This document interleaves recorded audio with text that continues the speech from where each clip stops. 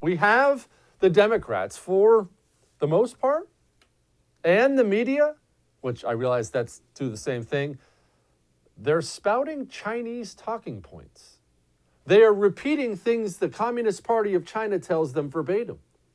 We had the governor of New York flat out call the China virus, coronavirus, the virus that everyone knows came from China, he called it the European virus. I'm not making that up. This has become something that has divided us because in order to get Trump, in order to take back power, the Democrat Party has decided that this is a political issue. Nobody's worse at that than Chuck Schumer. Here he is. The American people need to hear from experts in a fair, open, and truthful setting. Until now, we've mostly heard from the members of the coronavirus task force through the distorted lens of the White House press conference, where the president often prevents them from answering fully, interrupts their response, or even contradicts their fact-based advice. This will be one of the first opportunities for Dr. Fauci to tell the American people the unvarnished truth without the president lurking over his shoulder.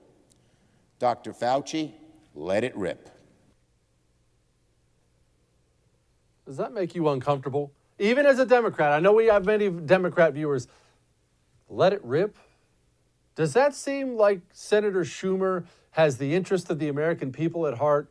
Or does that seem like Senator Schumer is saying, hey, now's the time to rip Trump. Let it rip. Come on, man. It's about the tens of thousands dead. It's about the millions of jobs wiped out. This is not a time for Democrats to say, oh, we're going to get Trump. Senator Murray got in on the action. The Trump administration's response to this public health emergency so far has been a disaster all on its own.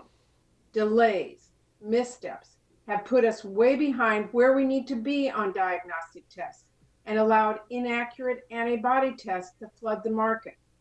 Corruption and political interference have impeded efforts to secure desperately needed personal protective equipment and promoted dangerous, unproven treatments. Okay. I love it how they don't even have their talking points memorized. You can see her the whole time. Oh, okay. Okay. Very well done. At least one senator appeared to be taking this thing seriously and started asking questions that aren't popular. And before we get to Rand Paul's question, let's just say this. You should, as a Republican, part of your stated goals, congressman, senator, president, you should be saying things that make people angry. You should be saying things that make people uncomfortable. If every senator gets up there and asks questions that everybody's okay with, then none of you are thinking.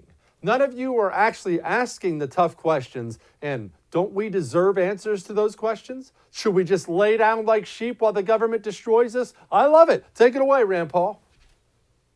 Much as I respect you, Dr. Fauci, I don't think you're the end all. I don't think you're the one person that gets to make a decision. We can listen to your advice, but there are people on the other side saying there's not going to be a surge and that we can safely open the economy, and the facts will bear this out.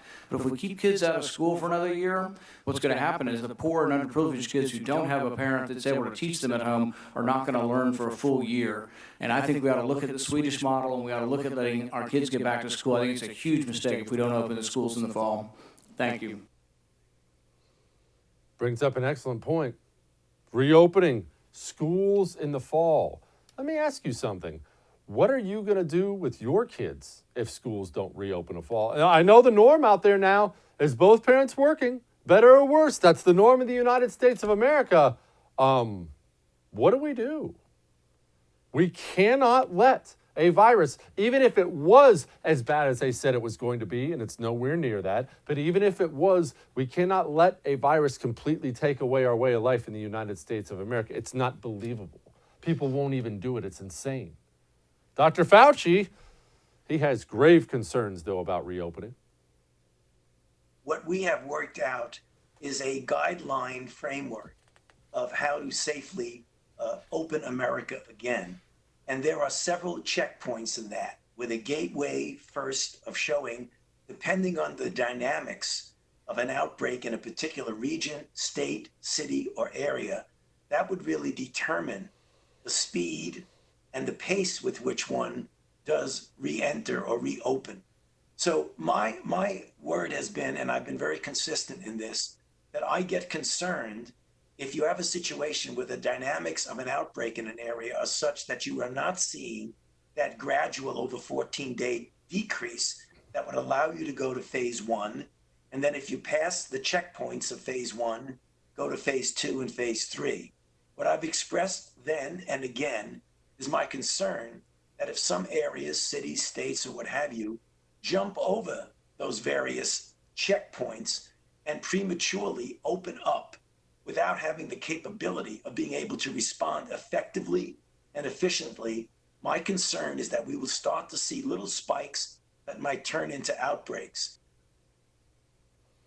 Okay, but we have greater concerns. And I'm actually not putting this on Dr. Fauci. This is a part where I'm not putting it on him.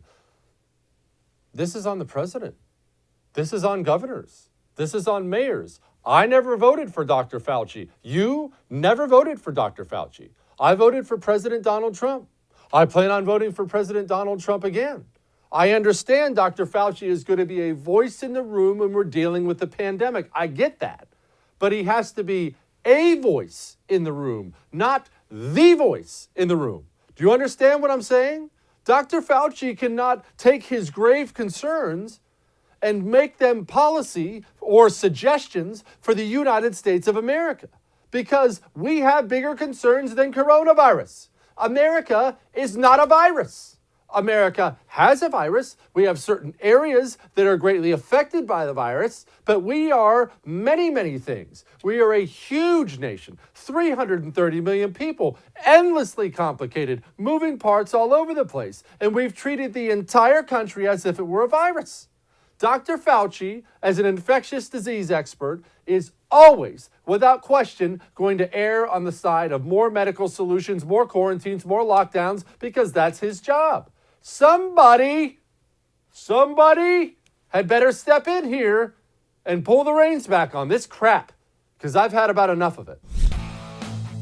Hey, thanks so much for watching the first on YouTube. If you liked what you saw, go ahead and like and subscribe. You heard me. Like it, subscribe. You'll get a lot more of it and a lot more of me.